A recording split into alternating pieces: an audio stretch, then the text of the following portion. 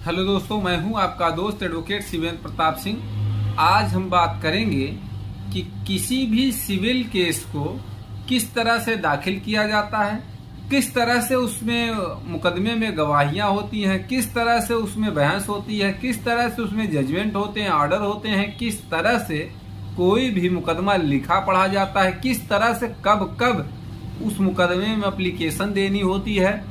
आज बात करेंगे इन्हीं सब मामलों में। ये वीडियो खासतौर से नए अधिवक्ताओं या उस हर व्यक्ति के लिए है जिसे मुकदमा देखना है या जो रेगुलर मुकदमा देख रहा है। आपको मैं बता दूं, लगभग 80% परिवारों के बीच में किसी भी कोई न कोई जमीन को लेकर किसी न किसी प्रकार का विवाद जरूर है। तो आज हम बताएंगे सिविल केस या ये कह लीजिए दीवानी मामले या कह लीजिए किसी भी जमीनी विवाद के निपटारे के लिए कोर्ट किस तरह से अपनी प्रक्रिया को करता है, कोर्ट में किस तरह से केस चलता है। इन्हीं सब बातों का आज हम डिस्कशन करने वाले हैं इस वीडियो में। सबसे पहले तो आप जान लीजिए, सीपीसी का जो आदेश फर्स्ट है वो साफ साफ ये कहता है कि किसी भी मुकदमे में दो पक्षकार होते हैं, एक वादी अर्थात प्लेंटिफ, एक प्रतिवादी डिफेंडेंट। प्रतिवादी मतलब जो जिसके ऊपर आप विवाद कर रहा है आपसे, उसकी जिसके ऊपर आप केस कर रहे हैं उसे प्रतिवादी कहा जाता है। चलिए बात कर लेते हैं सीपीसी के आदेश 3 के बारे में।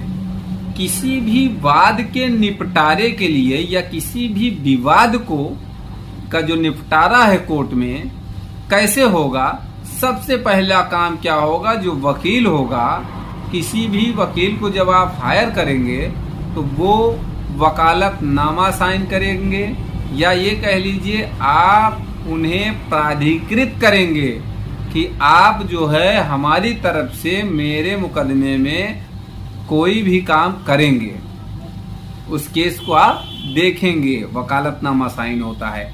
दोस्तों स्टेप बाय स्टेप मैं बता रहा हूं रूल के अकॉर्डिंग, ताकि आपको सीपीसी की पूरी प्रक्रिया समझ में आ जाए। तत्काल आपको ये समझ में आ जाए कि सीपीसी या सिविल या जमीन का विवाद जो होता है कोर्ट में केस कैसे चलता है, किस तरह से उसमें मुकदमेबाजी होती है। नए अधिवक्ता पूरा वीडियो देखें, एक के बाद एक स्टेप बाय स्टेप मैं बताऊंगा। सारी चीजें आप यूं चुटकी में समझ जाएंगे। चलिए आदेश 3 के बाद हम बात करते हैं सीपीसी के आदेश 3 नियम 4 के बारे में। सबसे पहले तो आप समझिए कि वकालतनामा की बात, वकालतनामा साइन करेंगे, पहले तो वाद दाखिल करेंगे आदेश 3 में, फिर आदेश 3 नियम 4 में वकालतनामा साइन कर दिए। चलिए अब वाद पत्र तैयार करना होता है। उसके बाद जो वाद पत्र होता है लिखना होता है। वाद पत्र का मतलब जो आपने ड्राफ्टिंग किया, जो मुकदमा आप दोनों के बीच विवाद जो है उस मुकदमे को जो लिखा जाएगा कि कोर्ट में दाखिल किया जाएगा, उसी को वाद पत्र बोला जाता है। चलिए अब हम आपको बताएं सीपीसी की धारा 26 और आदेश 7 में वाद पत्र का प्रावधान किया गया है। आप डिटेल से पढ़ सकते हैं। सुन लीजिए फिर से, सीपीसी की धारा 26 आदेश 7 में वाद पत्र को बकायदा बताया गया। चलिए अब आगे बढ़ते हैं। आदेश 7 नियम फर्स्ट में वाद पत्र कैसे लिखा जाए, उसमें क्या क्या ग्राउंड होने चाहिए, सबका नाम पता डिटेल वगैरह सारी चीजें उसमें मेंशन की हुई हैं। अब आगे आप समझिए कि आदेश 18 नियम 4 आपको किसी भी मुकदमे में मुकदमा दाखिल करने के लिए शपथ पत्र देना पड़ेगा, एफिडेविट देना पड़ेगा, जिसके बारे में प्रावधान कहाँ किया गया है, आदेश 18 नियम 4 में शपथ पत्र के बारे में दिया गया है कि आप जो भी उस मुकदमे में जो आप कह रहे हैं वो आप वेरीफाई करेंगे कि ये सच और सही है, इसमें कोई भी बात झूठी या असत्यता नहीं है। इस तरह से आप एक शपथ पत्र भी वाद पत्र के साथ दाखिल करेंगे। चलिए बात करते हैं आदेश 39 नियम 1 व 2 अस्थायी निषेधाज्ञा, टेम्पररी इंजंक्शन।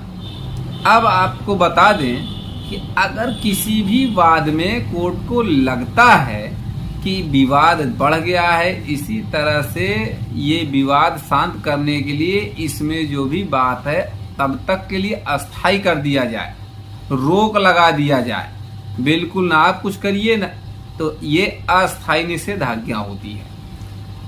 अब सबसे पहले इसमें यदि किसी भी भूमि में जो विवाद है, मकान है, कोई स्थान है, उसमें आप कोई तोड़फोड़ करा रहा है, व्यक्ति मकान बनवाने लगा है, नींव खोदने लगा है, इस तरह से कोई भी बात है आपकी जमीन में या आपकी भूमि में, कोई मकान बनाने लगा, कोई वृक्ष लगाने लगा, नींव खोदने लगा, या किसी भी प्रकार का जो मकान बना है, बाउंड्री वॉल बनी है, कोई भी चीज बना है, उसमें तोड़फोड़ करने लगा, तब आपको एक एप्लीकेशन दे देना होगा कि इसमें अस्थायी निषेधाज्ञा जो है दे दी जाए।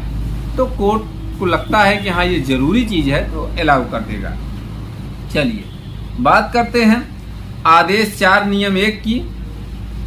वाद पत्र जो पेश किया जाना, वाद पत्र पेश किया जाना, कोर्ट में दाखिल किया जाना।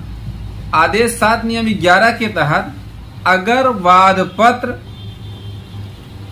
में जो शर्तें होती हैं वो अगर आपने पूरा नहीं किया तो ये कोर्ट के ऊपर है, कोर्ट की जिम्मेदारी है कि उसे रिजेक्ट भी कर सकती है। जो आपने वाद पत्र दाखिल किया कोर्ट में, उसे रिजेक्ट करने की पावर है कोर्ट को। ये आदेश 7 नियम 11 पढ़ सकते हैं। चलिए बात कर लेते हैं आदेश 7 नियम 9 की।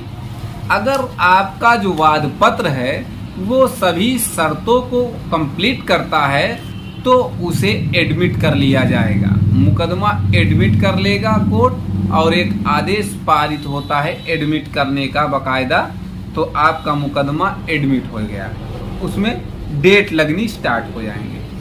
चलिए आगे बात करते हैं आदेश 4 नियम 2 में। अब जब मुकदमा एडमिट हो गया तो केस नंबर पढ़ना चाहिए।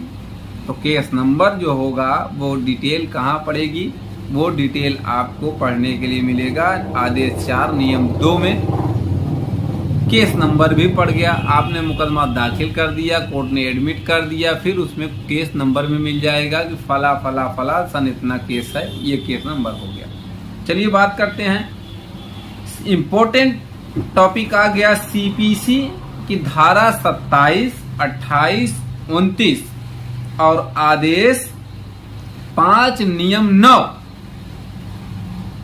प्रतिवादी को सम्मन भेजा जाना, मुकदमा दाखिल हो गया, एडमिट हो गया, डेट केस नंबर मिल गया, डेट लगनी स्टार्ट होगी तो फिर सम्मन भी भेजना पड़ेगा प्रतिवादी को।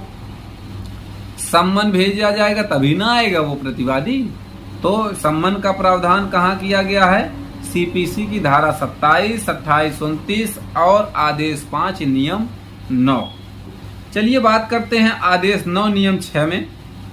अगर सम्मन आपने भेज दिया, प्रतिवादी अपीयर नहीं हुआ तो एक्स पार्टी प्रोसीड कर जाएगी कोर्ट। कहने का मतलब एक्स पार्टी प्रोसीड करने का मतलब है कि कोर्ट एक तरफा अर्थात एक पक्षी आदेश दे देगा, क्योंकि भाई सम्मन भेजा गया, सम्मन तामील हो गया, आप आए नहीं, प्रतिवादी की गलती है। चलिए बात कर लेते हैं आदेश 8। अब जो आदेश 8 है उसमें प्रतिवादी अधिवक्ता नियुक्त करता है, अगर आ जाता है तब प्रतिवादी अधिवक्ता के जरिए पेश होता है, वो भी वकालतनामा दाखिल करते हैं और वो जवाब दावा देते हैं, या ये कह लीजिए वो जवाब जो देंगे उसी को जवाब दावा कहेंगे। जो आपका वाद पत्र है उसमें जो जवाब दाखिल होगा उसी को जवाब दावा बोला जाता है, या वादोत्तर भी उसी को कहा जाता है, या प्रतिदावा भी उसी को कहा जाता है। जो प्रतिवादी का वकील या ये कह लीजिए जो प्रतिवादी की तरफ से आपके वाद पत्र का जवाब दिया जाएगा उसी को प्रतिदावा कहेंगे, क्या वादोत्तर कहेंगे या जवाब दावा कहेंगे। बात समझ में आ रही है। चलिए, ये 30 दिन के भीतर दिया जाएगा प्रतिवादी द्वारा। चलिए, अब आदेश 13 नियम 1 व 2 के तहत अपना अपना इम्पोर्टेंट डॉक्यूमेंट दोनों पक्षों को कोर्ट में पेश करना होता है, कोर्ट को देना होता है। ये आदेश 13 नियम 1 व 2 में प्रावधानित है। चलिए आगे बात करते हैं। आदेश 14 नियम 1 इश्यूज। कोर्ट इश्यूज तय करता है कि किन किन बिंदुओं पे आपका विवाद है, वो बिंदुओं को इश्यूज कहते हैं। कोर्ट को ये निर्धारण करना होता है कि आपका विवाद असल में है कहाँ, किन किन बिंदुओं पर। उन्हीं बिंदुओं के आधार पर आधार बना के गवाहियां वगैरह कराई जाती हैं, गवाहों के बयान लिए जाते हैं। चलिए आगे बात गवाही तक आ गई। अब आदेश 6 नियम 17 अगर कोई भी बात आपके वाद पत्र में छूट गई हो या बाद में लगा कि ये भी लिखना पढ़ना चाहिए या हमसे ये मिस्टेक हो गई, तो उसमें संशोधन भी किया जा सकता है। कहने का ये मतलब है वाद पत्र में संशोधन के लिए कहाँ प्रक्रिया है, कहाँ लिखा गया है, आदेश 6 नियम 17 में। अब आदेश 17 क्या है? आदेश 17 नियम 1 में हाजिरी माफी। अगर कोर्ट में आप नहीं गए तो अधिवक्ता आपकी हाजिरी माफी करा सकते हैं। चलिए, इश्यूज तय होने के बाद कोर्ट दोनों पार्टियों को अपना अपना गवाह पेश करने के लिए कहेगा। गवाही आप दोनों की तरफ से होगी। आदेश 16 नियम 1(1)(a) गवाहों को सम्मन जाएगा, नोटिस जाएगी, या अपने से भी आ सकते हैं। वो ऐसा नहीं है, अपने से भी वादी प्रतिवादी की तरफ से उनको बुलाया जा सकता है, जरूरी नहीं कि उनको भी सम्मन जाए। और जो गवाह आएंगे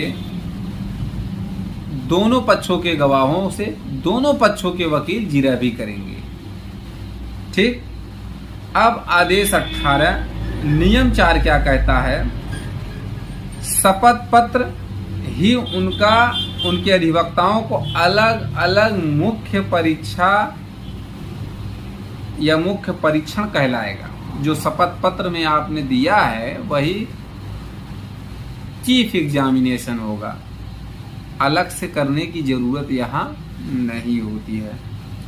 अब गवाही के बाद मामला आ जाता है अंतिम सुनवाई के लिए, डेट लग जाएगी फाइनल आर्गूमेंट के लिए।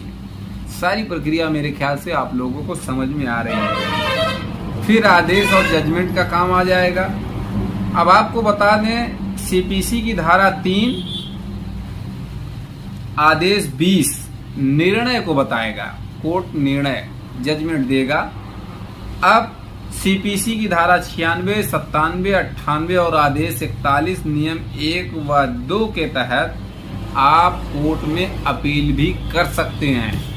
कहने का मतलब जो भी जजमेंट आया, जो भी आदेश आया, जो भी निर्णय आया, उसका आप अपील भी कर सकते हैं। जैसे मान लीजिए कि वादी के पक्ष में आ गया तो प्रतिवादी अपील करेगा, और प्रतिवादी के पक्ष में आ गया तो वादी अपील करेगा। कहने का मतलब अपील की भी व्यवस्था है। उम्मीद करता हूं जो आज की सीपीसी की पूरी प्रक्रिया मैंने आपको बताई आप लोगों को समझ में आई होगी। अगर वीडियो समझ में आया आपके, या मेरे द्वारा कही गई बात आपको समझ में आई, तो वीडियो को लाइक करिए, शेयर करिए। यूट्यूब चैनल SP 72 कानून को जरूर सब्सक्राइब